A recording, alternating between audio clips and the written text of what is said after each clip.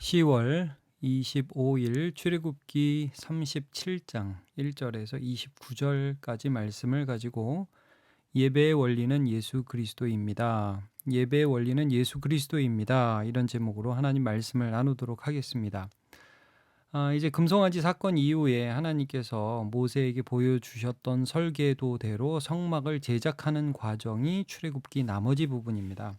그래서 오늘 우리가 37장을 보는데 35장 이후에 하나님께서 구체적으로 헌물도 받으시고 그 다음에 사람도 지정하셔서 기술도 쓰시고 해서 이제 구체적으로 성막 제작이 들어가죠. 어제 본문을 보지 않았지만 이제 36장에는 실제 성막을 제작하는 부분이 나와요. 근데 이제 말하자면 건물의 그 외형부터 세우는 거죠. 그래서 들어가는 여러 천막이라든지 덮개들, 그 다음에 뜰을 싸는 널판들, 성소 가림막 역할을 하는 휘장들, 이런 걸 이제 말씀합니다. 이제 이런 것들을 만들었다. 이게 36장이고요.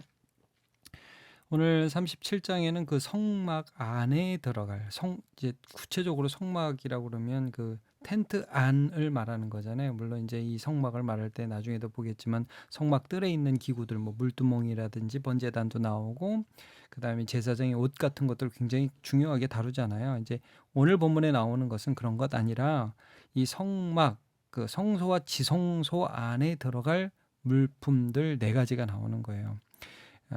첫 번째는 지성소 안에 들어가는 가장 중요한 그 기구죠. 속죄소라고 하는 괴와 속죄소, 괴의 뚜껑을 속죄소라고 하니까 이제 그거. 그 다음에 떡상, 그리고 등잔대, 순금 등잔대, 그리고 금향단, 분향을 하는 그 향단, 이렇게 네 가지가 나옵니다. 이 내용들에 대해서는 설계도를 다루는 그 출애굽기 앞부분에서 우리가 충분히 다뤘습니다. 그래서 오늘은 좀 간단하게 제가 정리하는 의미에서 설명을 할 텐데, 이 각각의 기구들의 의미는 예수 그리스도라는 거예요. 그리고 예수 그리스도를 통해서 하나님이 우리를 만나 주신다는 메시지가 지속적으로 나타납니다. 자, 먼저 성소의 가장 안쪽에 있었던 언약궤가 있죠. 1절, 부살렐이 조각목으로 궤를 만들었으니 길이가 이렇게 된다. 쭉 나와요. 그리고 그 궤의 뚜껑, 그 궤 안에는 이제 증거의 돌판을 두었고, 그 궤의 뚜껑을 우리가 속죄소로 가죠. 2절, 순금으로 속죄소를 만들었다. 그래서 그 속죄소는 순금으로 되어 있고, 그 다음에 이 천사, 그룹이라고 그러죠. 체러빔, 그룹 두 천사가 날개를 확 이렇게 펴면서 서로 마주보고 궤의 뚜껑을 보고 하나님이 거기에 임재하시는 그런 형상이거든요. 9절 보면 그룹들이 그 날개를 높이 펴서 그 날개로 속죄소를 덮었으며 그 얼굴은 서로 대하여 속죄소를 향하였더라. 그래서 이 속죄소에는 이제 1년에 한 번 대제사장이 지성소에 들어가면서 거기다 이제 피를 뿌리고 하나님이 백성의 죄를 사하여 주시고 그들을 자기 백성으로 삼아 주시고 은혜 주시겠다는 약속이 들어있는 거거든요. 자기 백성 삼아 주시겠다, 죄를 용서해 주시겠다. 여러분, 그래서 이 속죄소가 사실 예수 그리스도의 십자가를 예표하는 거예요. 하나님이 우리를 만나 주시는 이유는 우리가 괜찮아서가 아니라 그의 피로 우리의 죄가 용서함 받았기 때문이라는 것이죠. 그래서 이 만남의 근거는 예수 그리스도의 십자가에 있다. 이제 이 여기 예표되어 있어요. 두 번째, 떡상 10절부터 나오죠. 그래서 그가 또 조각목으로 상을 만들었다. 오늘 본문에는 이제 떡에 대한 얘기는 많이 안 나오고 전체적으로 그 기구에 대한 내용만 나옵니다. 그래서 떡상을 만들었는데 이 상 위에 올려질 게 이제 떡이죠. 우리가 항상 진설되어 있어야 하기 때문에, 항상 그 위에 놓여져 있어야 되기 때문에 진설병이라고 그래요. 병이 떡병자를 써서. 예수 그리스도, 우리를 위한 예수 그리스도의 희생, 그리스도의 몸이 뭐예요? 이것은 너희를 위한 나의 몸이다. 그러면서 떡을 주시잖아요. 그걸 기념해서 오늘도 우리가 성만찬을 하지 않습니까? 자, 그 다음에 순금 등대 17절부터 나옵니다. 그가 또 순금으로 등잔대를 만들되 그것을 쳐서 만들었으니, 그래서 한 줄기로 등잔대를 쫙 만들었어요. 한 덩이로. 자, 이 등잔대는 살구꽃 형상으로 되어 있어요. 그 꽃받침이 그런 형식으로 되어 있는 거예요. 19절 보면 이쪽까지 살구꽃 형상의 잔셋 꽃받침과 꽃이 있고 저쪽에 가지에 또 살구꽃 형상의 잔셋과 꽃받침과 꽃이 있고, 이 살구꽃이라는 게 이제 성경에서 어떤 의미가 있느냐? 이 생명의 의미가 있어요. 그래서 이 아론의 죽은 지팡이에 살구꽃이 피잖아요. 이제 하나님의 생명, 죽은 것 가운데서도 생명을 일으키는 하나님의 능력. 이게 빛으로 또 표현되잖아요. 그래서 예수님이 생명의 빛이에요. 아무도 하나님을 알 수 없는 이 세상 어둠 가운데, 죄악 가운데에서 자기가 그냥 세상이 전부인 줄 알고 죄지으면서 살아가는 인간들 가운데 하나님을 보여주시는 생명의 빛, 그분이 예수 그리스도거든요. 그래서 우리는 예수님을 통해서 하나님을 보고 만나게 된다. 이런 예표가 여기 들어있는 거죠. 자, 마지막으로 네 번째, 금향단입니다. 25절. 그가 또 조각목으로 분향할 제단을 만들었으니, 또 이렇게 쭉쭉 나와요. 제단은 성막들에도 있었어요. 거기서 이제 번제물을 태우고 동물들을 이제 하나님 앞에 드리는 그런 제단이었다면, 이 성막 안에 있는 제단은 향을 이제 하나님 앞에 올리는 그런 제단이었죠. 아침과 저녁 분향을 했습니다. 그래서 이게 성도의 기도예요. 예수님을 의지해서 하나님을 만나는 사건. 그러면 하나님이 그 향을 받으시듯 우리 기도를 들어주신다, 이런 의미가 있다고 말씀을 나누었던 적이 있죠. 그러니까 여러분, 이런 모든 그 기구에는 예수 그리스도가 예표되어 있고, 이제 우리 신약 시대를 살아가는 우리는 이 성막이 예표했던 예수님이 실제 우리의 삶에 오셔서 그분을 믿음으로 하나님을 예배할 수 있죠. 예, 그것이 우리가 누리는 은혜라는 것입니다. 그런데 이제 오늘 본문에서 우리가 전에 좀 깊이 살펴보지 않았던 부분들을 몇 가지만 더 보면 이런 게 있어요. 이런 기구들은 항상 이동용이었어요. 그래서 항상 이 채를 꿰어서 들고 다닐 수 있도록 제작되었어요. 예, 여러분들 그림을 보시면 그런 걸 좀 느낄 수 있을 거예요. 그냥 어떤 궤가 있고 상이 있고 무슨 향단이 있고 그런 게 끝이 아니라 그 사이에 고리를 만들어 가지고 긴 나무 막대기를 이제 금으로 싸가지고 제사장들이 이제 쌓아놓으면 레위인들이 그걸 이동할 때 어깨에 메고 갈 수 있도록 그렇게 했단 말이에요. 자, 4절 보시면 조각목으로 채를 만들어 금으로 싸고 그 채를 궤 양쪽 고리에 꿰어 궤를 매게 하였다. 14절 떡상도 마찬가지죠. 그 고리가 턱 곁에 있어서 상을 매는 채를 꿰게 하였다. 제단도 마찬가지예요. 분향단. 27절 그 태 아래 양쪽에 금고리 둘을 만들었으되 곧 그 양쪽에 만들어 제단을 매는 채를 꿰게 했다. 이제 여기 금향단에는 금향단이 아니라 순금 등대에는 이런 채를 꿰지는 않았어요. 아마 보자기에 싸서 이동했던 것 같은데, 어쨌든 이게 뭐예요? 항상 이스라엘 백성들이 가는 곳마다 성막이 함께 갔어요. 사실은 성막이 그들의 항상 중심에 있었고요. 하나님이 그들이 가는 곳에 어디든지 함께 해 주시고 그들의 예배를 받아주시고 그들과 동행해 주시겠다는 약속이 여기 들어있어요.